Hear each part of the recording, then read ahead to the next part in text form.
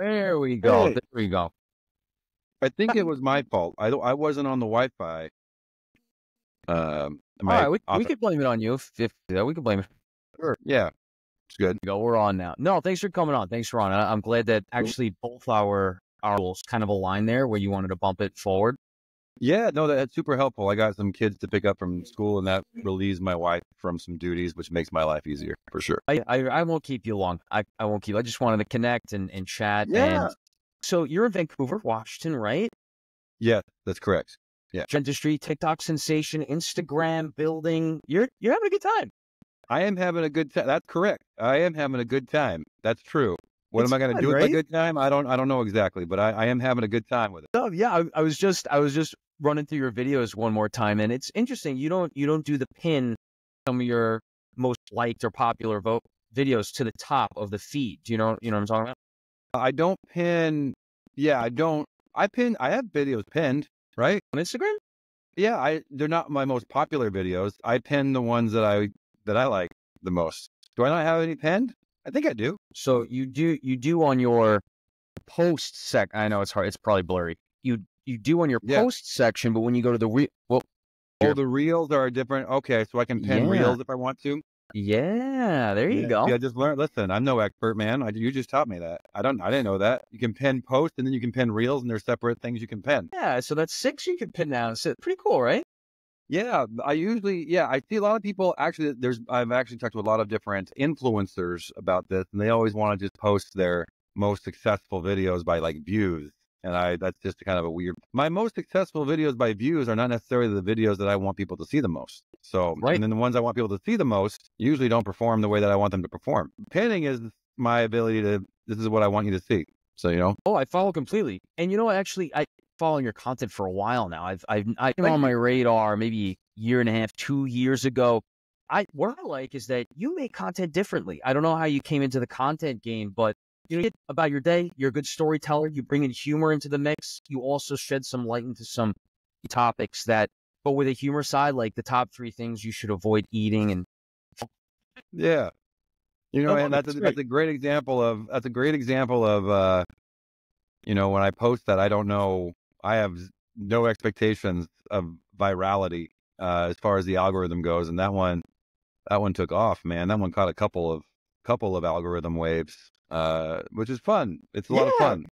Yeah, it's fun to make people laugh. And you're building your side stuff. You got Halo. You got a bunch of things going on, and it's the fun in it, right? You're not doing this to necessarily. I mean, I'm assuming, because I don't know. I see a lot of what I do is in what you do. You make it around your schedule, make it around your day. You're having some fun with it, right? You're not spending hours and hours, I assume, on this, right? You're not trying to really work the algorithms. You're trying to have some fun, no? Yeah. I try to just be authentically me. So if you saw me in the wild, you would have a very similar experience to what you have on the internet version of me, which makes it easy because I don't have to worry about, always being on, If I'm me, then I'm always me. I don't have to worry about being something different. So I'm always kind of a cut up class clown since like second grade, man. That's but there is some deliberateness with my presence online. I do the fundamental goal that I have is to use my platform for something positive, which is the Halo Dental Network. So now that doesn't mean I'm not an attention whore, because I am, and that is 100% what I am. But I try to use that for something that's positive. And so the Halo Dental Network is a nonprofit I started in 2019. And I was on a mastermind with a man who I consider to be a mentor of mine. What's that? His name is Patrick Bet David. He's relatively famous. Yeah, PBD. Great PBD. podcast, yeah. So maybe 2.5, 3 years ago, I purchased it. I bought 3 months of consultation with him because I have a tremendous amount of respect for him, and I wanted a capitalist, an entrepreneurial view of how to grow a nonprofit. And he was the one who told me, Patrick Bet David was the one who told me, you should go on TikTok. I didn't have a social media presence, really. I had a podcast for a long time called Drilled with Dr. Brady. And it just wasn't producing very well for what I wanted it to do. And he said, you should go on TikTok and you should promote yourself. And thereby you'll promote Halo. And you could have 100,000 people tomorrow who know who you are. And for free, costs you nothing. And just be yourself. So that was some really solid advice, and amongst a lot of other things that we talked about. But being Really? part of, he has a, what's that? Yeah, I don't mean to interject, but really quick, did he recognize that you had something just to do it solely to promote Halo? Or did he recognize that, He I want looked to at a see, lot of my so I yeah, had been creating some content, and he really liked it. And he was like, "This." He's like basically he said the brand is you, and you need to say the brand, and which is true because I could do a $50,000 smile makeover and the content flop just mm, by the metrics. The content right. doesn't do well if that's all that it is. But then I make a fentanyl joke and I get 6 million views, that's on one platform, and then then 3 million views on another platform. I mean, it's just these, but that is, you ride that to get what you want. So it's a little bit of a bait and switch. And so because I have the ability to make funny and entertaining content, I enjoy that. Yep. But I can't, you just get people with the charity type stuff, and it's just not as sexy as funny and entertainment. So to be able to be both has helped me accomplish, has opened a ton of doors for me. I know you just interviewed Bloody Tooth guy, Jason. I think he'll say the same thing, is the social media presence, the success on social media allows you to do a lot more stuff, helps you network. People want to know who you are. People want to pick your brain, and it allows for things to happen. So, now I'm performing at dental conferences all over the United States and singing songs and telling jokes. I think we've gone to like 8 or 9 conferences in the last year and a half. Wow. Thrive Live, Mark Costas has me out to his DSI summit. I was just at Smile Source 2 weeks ago in North Carolina, and we got a lot scheduled. So I now they hire me, and that's one of the ways we fundraise for Halo. Awesome. And so 100% of the money that is paid goes to Halo. I don't make anything from that, and so it's been a wonderful, one of the ways we finance that. But none of that would be possible without social media. Isn't that fascinating? Directive. Yeah. So getting the directive from someone like Patrick Bet-David, I don't think, man, it would take someone like Patrick Bet-David to have convinced me to go on TikTok, because I would not have, I would never have recognized how powerful a social media platform can be. It's crazy. It's unbelievable. It really is, Yeah. No, so I was going to say, it's really crazy. I just experienced that going to the ANUS conference. It's like the oral surgery conference they had in Orlando this year. Did you say the ANUS conference? Yeah, the ANUS conference. It's really good. You walk into this big tunnel, just keeps going, and you come out where there's like some teeth. But And it's called the ANUS conference? Yes, with an M. I swear you said the ANUS conference, and I was like, oh, I'd like to visit that place. That seems great. I mean, for someone would be hairy, that might be... There for sure is an ANUS conference somewhere that is like, hey, that's our gig. That's a lot of TikTok content there. Yeah. Yeah, but I mean, I'm nowhere near your following, your presence on social media or Bloody Tooth guys, but a few people there, which was pretty cool. Yeah, I totally agree, dude. The network, the connections, the meeting people, it's pretty cool. It's fun too, It's a lot. It depends on what your goals are. It could be tough too, the comments, right? Oh, I love it. I love that. I love it. No, I love it. No, but like me and my wife, like my wife does content with me sometimes, and she can't stand it. She can't stand a untoward comment. Like there could be 1,000 comments. Here's the thing. It's like, it's like 6 people that are pissed off at the world, and they take it out on the comment sections. And then it's like 95% of people are super positive and think the world of you. And like, it's like 8 people on Twitter or whatever, 8 people on Instagram who are like, you suck. And who cares? It's like, You don't get to have a following like that and not have a target on your back, and it's insane to think you're gonna be everyone's cup of tea. So you're not. Nobody. Have you had any crazy, any wild comments that come to the top of your head? I get worse than comment, man. I get board complaints. I get I've made myself extremely vulnerable online, and that has resulted in no less than 10 board complaints. For sure. Over the last couple of years, the majority of them, almost all of them have been dismissed, besides one, which I got in trouble for. I got in trouble because this was before social media, actually. When I did a podcast episode about how I hate periocharting, and I refuse to periochart because I think it's tedious and monotonous. And I was wrong. And I had a gaggle of hygienists file a board complaint, and they investigated me. And I think it's still my license is publicly, like you can look my license up and it says active with conditions, because I got in trouble for not doing periocharts. And so they pulled my chart, they audited them, they found 0 periocharts. And it's because I don't do them. And I used to not do them. Now I do them now. You do them now? Yeah. For the But record, keep in mind, the number one reason to do periocharts is to not get board complaints for not doing periocharts. That's the number one reason.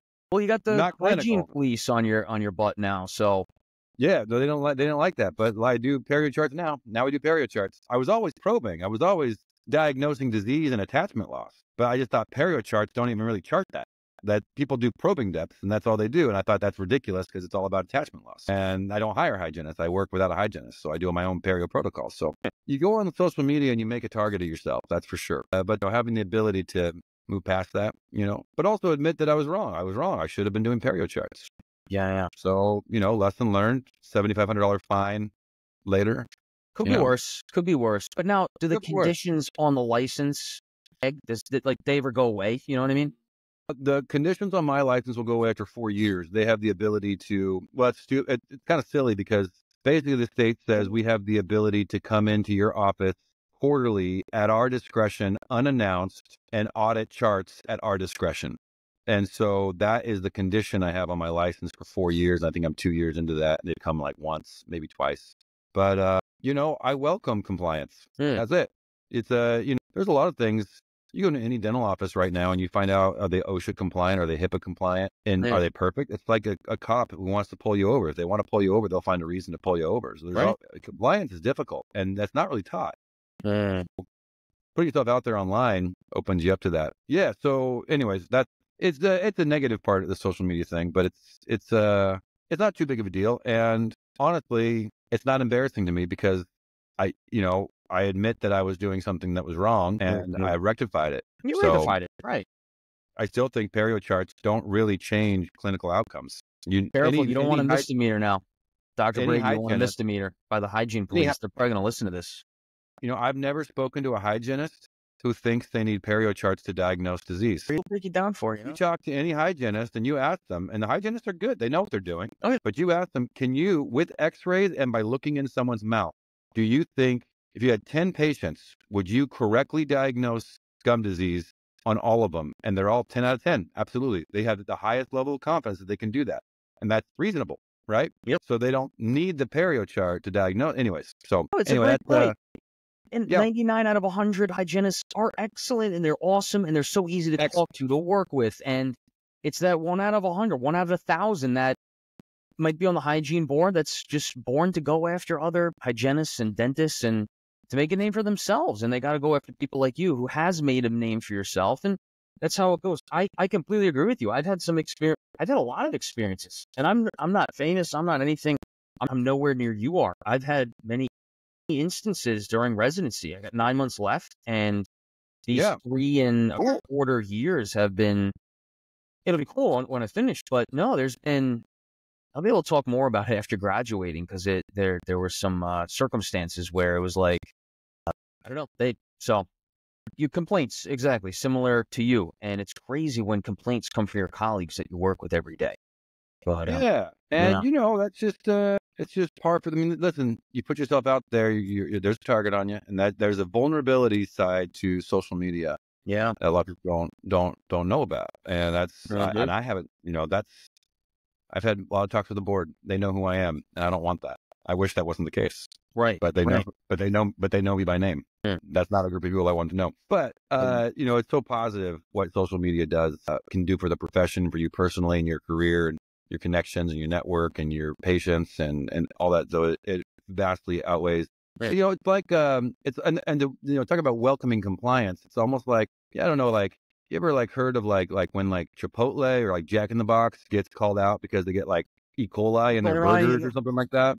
And then no one wants to go there. But because of that infraction, the security measures are also bumped up and they become like the safest place you can go because now they're like going so far overboard the other direction. Oh yeah. So that's what it's like for me. Like audits don't scare me because I'm like 100% sure I'm doing things the right way. And I've had compliance officers breathing down my neck, making sure of that. Court ordered. So.